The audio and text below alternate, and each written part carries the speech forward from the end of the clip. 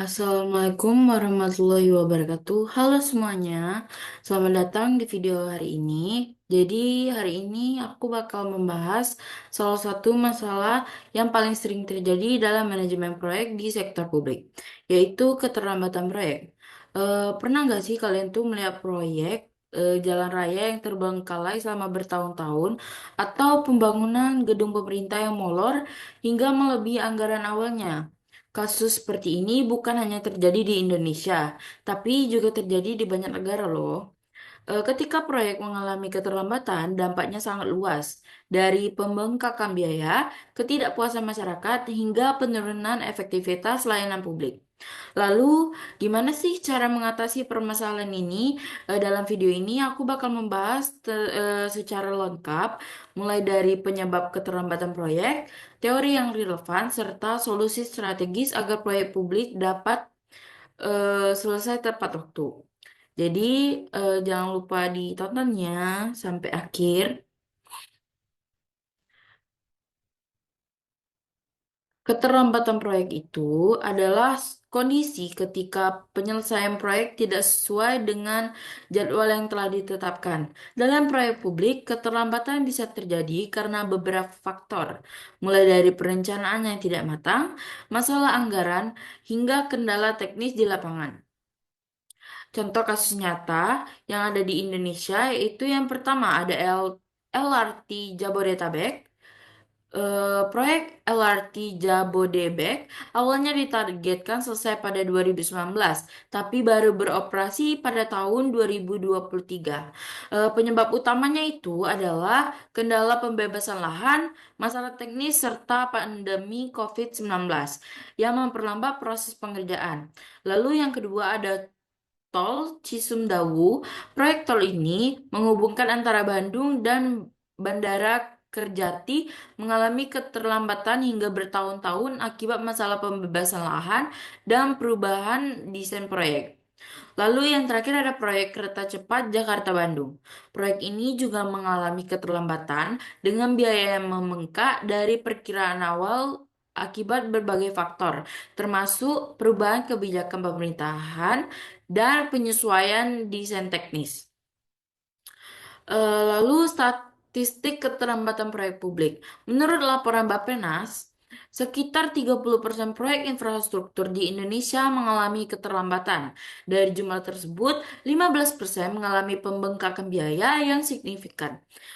Ini menunjukkan bahwa ada masalah sistemik dalam perencanaan dan pengelolaan proyek di sektor publik.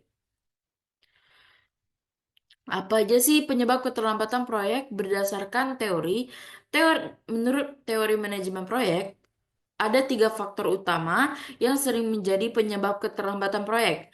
Yang pertama, perencanaan yang kurang matang, keterbatasan sumber daya, serta lemahnya manajemen risiko.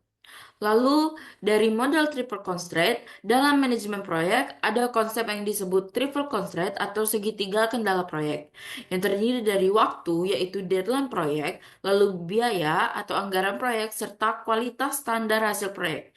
Jika salah satu dari ketiga faktor ini berubah, maka aspek lainnya juga akan berpengaruh. Misalnya, jika proyek dipercepat, maka kemungkinan biaya akan meningkat.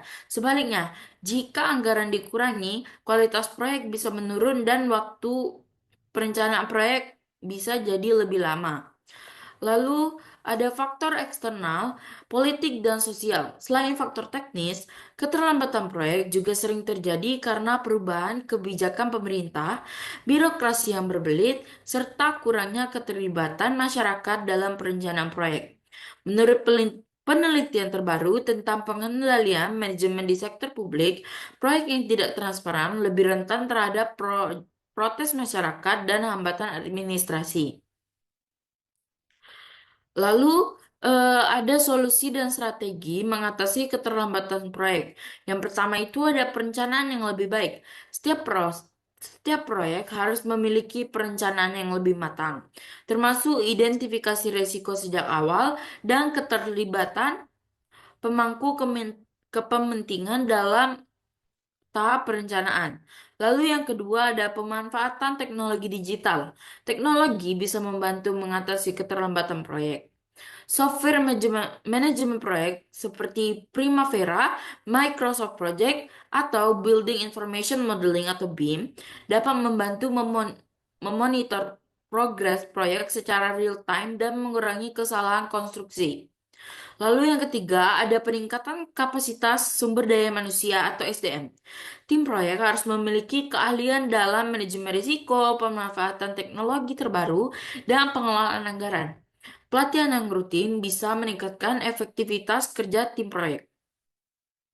Lalu, transparansi dan akuntabilitas. Pemerintah harus memastikan bahwa proyek publik dikelola secara transparan dengan audit berkala, pelaporan real time, serta keterlibatan masyarakat agar proyek tidak tersendat akibat protes sosial atau korupsi. Jadi, keterlambatan proyek di sektor publik adalah masalah yang nyata, tetapi dengan strategi yang tepat, kita bisa mengatasinya. Dengan perencanaan yang lebih baik, pemanfaatan teknologi, peningkatan sumber daya manusia, serta transparansi dalam komunikasi proyek, publik bisa berjalan lebih efisien dan tepat waktu. Menurut kalian, solusi mana nih yang paling efektif?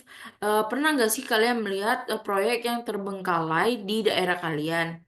Eh, Sekian dari saya. Saya akhiri. Wassalamualaikum warahmatullahi wabarakatuh.